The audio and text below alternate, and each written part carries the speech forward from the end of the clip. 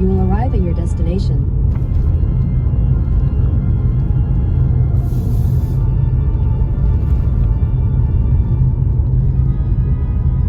You have arrived.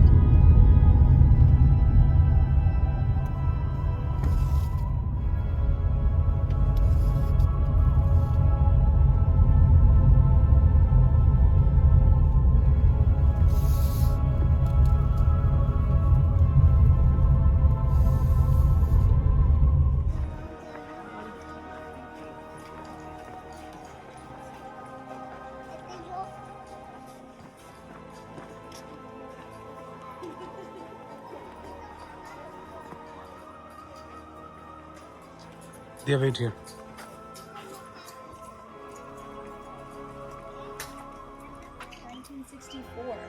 Later on that year, this lower plaque right here was dedicated by our late Governor John B. Connolly to the 4 explorers and 4 developers of our caverns.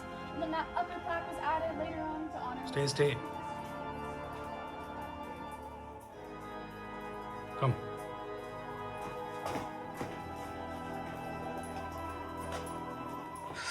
Water.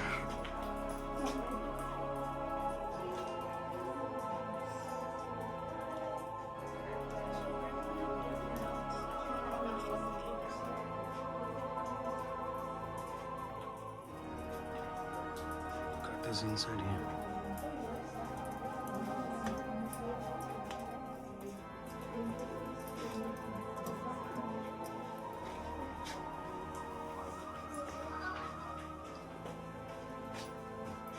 Watch your steps on this. Steps.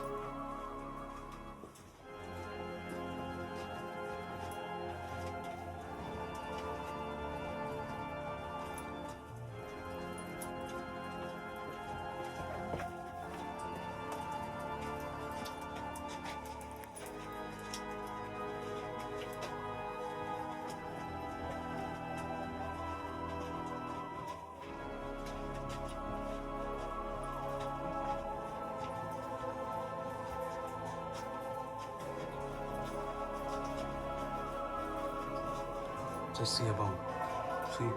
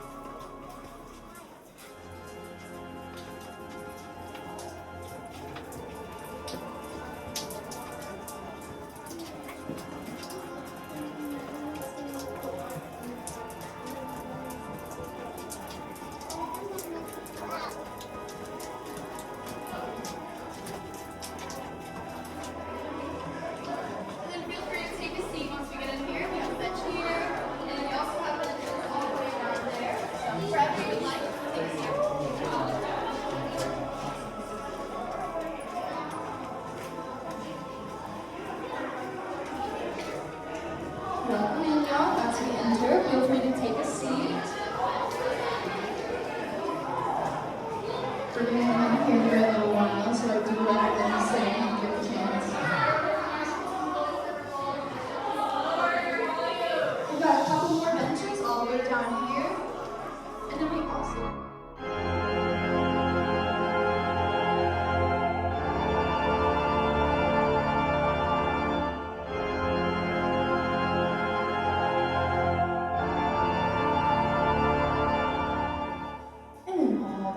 Here on the ceiling, those two hanging down that kind of look like shark fins, those are another type of flowstone called cave curtains. And then all the way over here beside me, we have our third variation of flowstone. It's attached to the ceiling a little bit, goes all the way down the wall to the floor. That one's called a cave drapery. And so all these formations look pretty different, but they're all created the exact same way with rainwater. And so rainwater will collect up on the surface and begin to seep down into the soil. And in the soil we have decaying plant and animal matter that contains carbon dioxide. So that carbon dioxide is dissolved into the water to form a weak carbonic acid, which then, if you look over here, we actually have another bat roost. And then directly below it on the rocks down there, all that art discoloration. Anyone want to guess what that stuff is? You are correct. That is bat poop, or scientifically, it's called bat guano. And it's been carbon dated at 5,000 years old. So that's some very old time.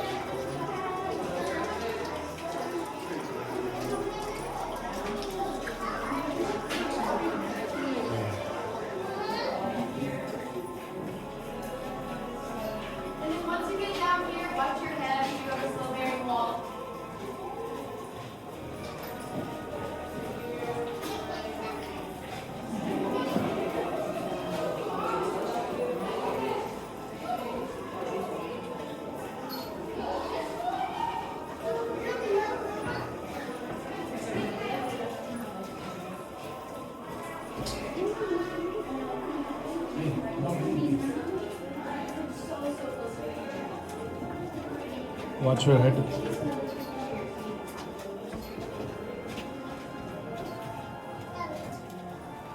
Wow.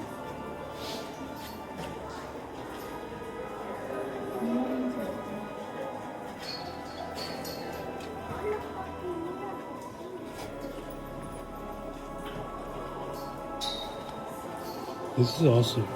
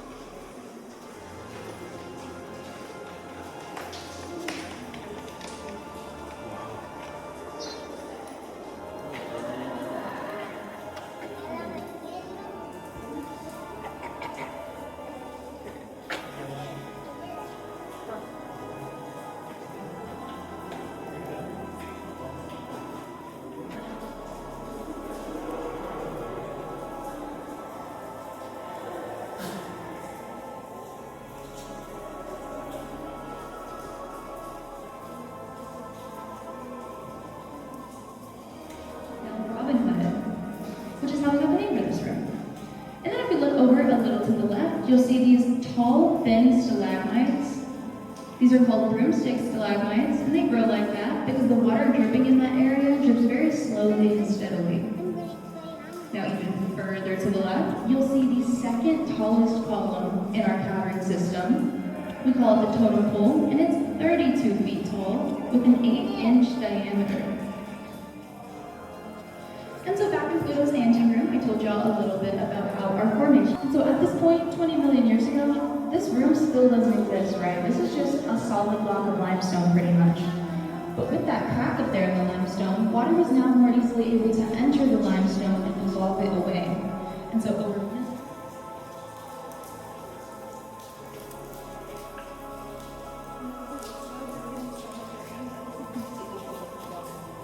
Mm-hmm.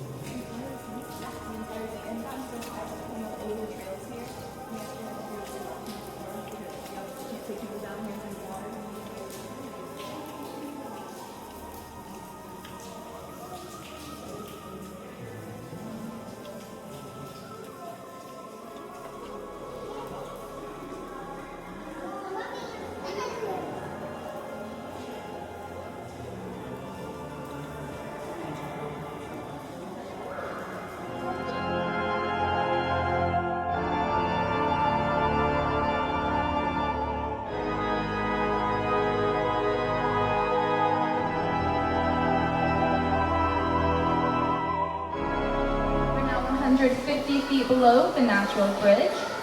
And if you wanted a full video of all the lights and formations that are right in front of us, now would be a great time to start recording.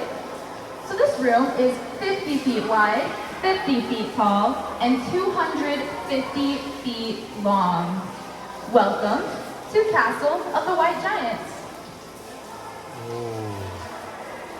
This is my favorite part of the tour. I never get tired of it.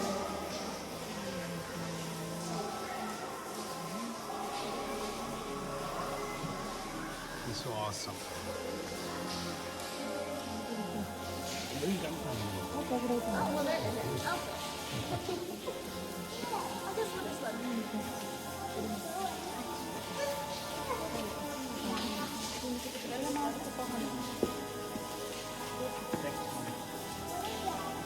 Yeah, you can go.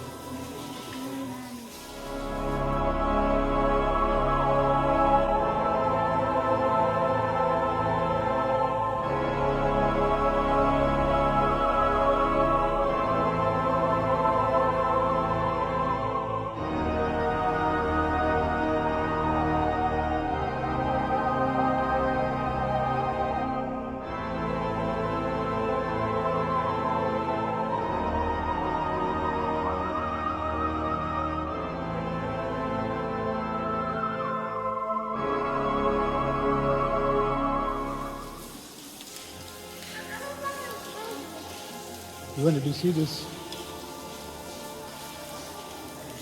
These pools.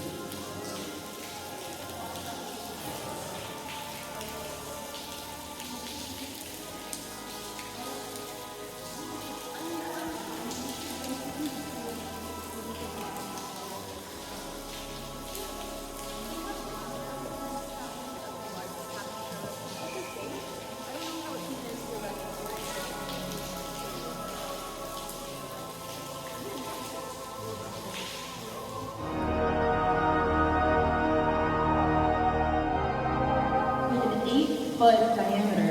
We call this one the Watchtower. Now here in the middle, we have the largest stalagmite in our cavern system. And when our four explorers first saw this formation, they noticed all the little holes in the side, and they thought it looked like balconies on an apartment building, and so they named it Mount of the Landlord. Now if you look over here to the left, you see another stalagmite growing. And if you look at its silhouette closely, it kind of looks like the figure of a man with his hands on his hips, facing toward the building, probably demanding his rent. That would be our landlord right there. And then to the right, we have our third white giant. This is our king's throne. So our king would sit there in that glowing light. He's got 2 armrests, a footstool, and a little side table for all his boys' snacks. And if you ask me, we have a giant ice cream cone and a cupcake with a cherry on top. And of course, every castle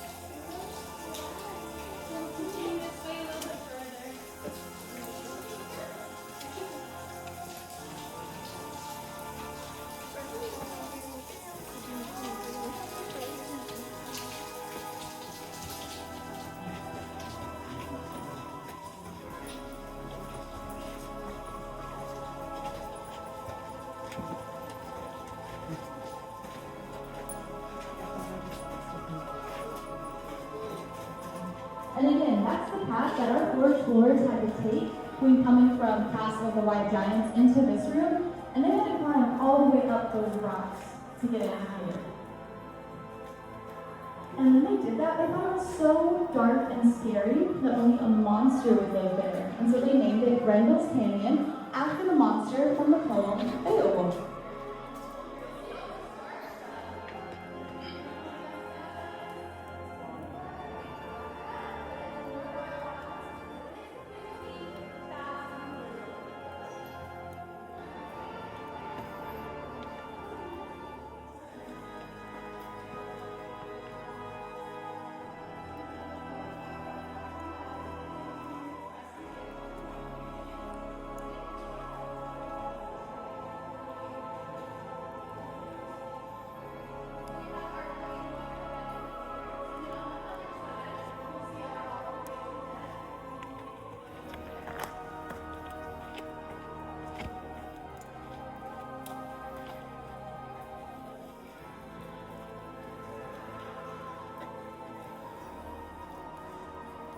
this will be the last stop on the tour. For 1964 though, I can tell y'all, congratulations, you made it halfway.